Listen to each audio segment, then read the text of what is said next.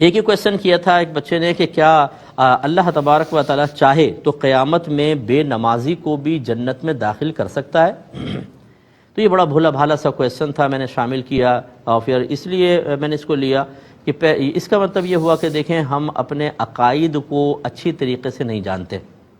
ہمیں اللہ تعالیٰ کی معرفت، اس کی عادات معلوم نہیں ہے کہ عادت الہیہ کیا جاری ہوگی، اس کے لیے ہمیں علم سیکھنا چاہیے۔ بس یہ یاد رکھیے کہ کفر اور شرک، اس میں اگر کوئی شخص حالت زندگی میں توبہ کر لے اللہ تعالیٰ معاف فرما دے گا۔ بہت سے ایسے لوگ تھے جو شرک میں مبتلا تھے، پھر نبی کریم صلی اللہ علیہ وسلم پر ایمان لائے تو ان کا وہ گناہ معاف ہوا۔ لیکن اگر کوئی حالت کفر میں مر گیا، حالت شرک میں مر گیا ہے، اب اللہ نے خود فرما دیا ہے کہ اس کی بخشش مغفرت نہیں ہو سکتی، اسی لیے ایسے کافر اور مشرک کے لیے دعائے بخشش و مغفرت کرنا انسان کو دار اسلام سے باہر کر دے گا۔ اس کی وجہ یہ ہے کہ اللہ تعالیٰ نے قرآن میں صراحتاً فرمایا کہ اللہ تعالیٰ شرک کے علاوہ سب کچھ بخش دے گا، شرک کو نہیں بخشے گا، یعنی جو شرک کرتا ہوا مر گیا پھر زندگی میں تو بخش دے گا تو اس کو نہیں بخشے گا۔ اور اگر آپ اس کے لیے دعائے بخشش و مغفرت کر رہے ہیں تو اس کا مطلب ہے کہ آپ کا ذہن یہ ہے کہ اس کی مغفرت ہو سکتی ہے، اس کی بخشش ہو سکتی ہے۔ اب یہ جو آپ کا ایک عقیدہ یا آپ کا نظریہ ہوا وہ اللہ کے حکم کے خلاف ہوا،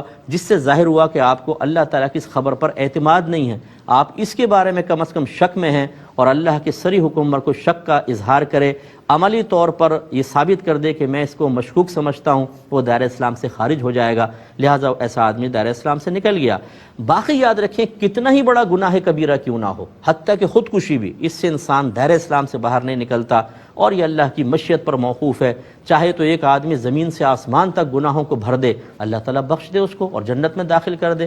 لیکن یہ آپ کو ترغیب نہیں دی جا رہی۔ یاد رکھیں کہ بے نمازی کے لیے بہت شدید سزائیں ہیں، اللہ کی مشیت پر موقوف ہے، چاہے تو معاف کر کے جنت میں ڈال دے، اور اگر وہ پکڑ پر آ گیا، وہ بے نیاز ذات ہے، تو اس کا عذاب بہت سخت ہے، بہت شدید۔ تو اس لیے ان باتوں کو معمولی بھی نہ سمجھا جائے، لیکن مطلب اس سے اتنا زیادہ خوف زدہ بھی نہ ہوا جائے کہ اللہ کی رحمت سے انسان مایوس ہو جائے۔ بیلنس قائم رکھنا چاہیے اور عقیدہ سیکھیے۔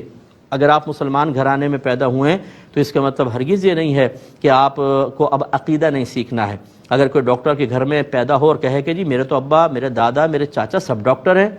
تو میں بھی ڈاکٹر، بھائی یہ کیسے آپ ڈاکٹر؟ آپ پڑھے ہیں، آپ کو سب کچھ وہ کرنا پڑے گا جو آپ کے بڑوں نے کیا، تب کہیں جا کے آپ صحیح ڈاکٹر بنیں گے۔ ہمارے ہاں مسلمان گھرانے میں پیدا ہوتے ہیں، بولتے ہیں استاد مسلمان ہیں،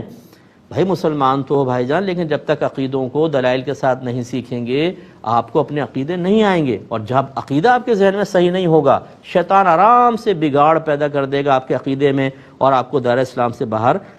خارج کر سکتا ہے۔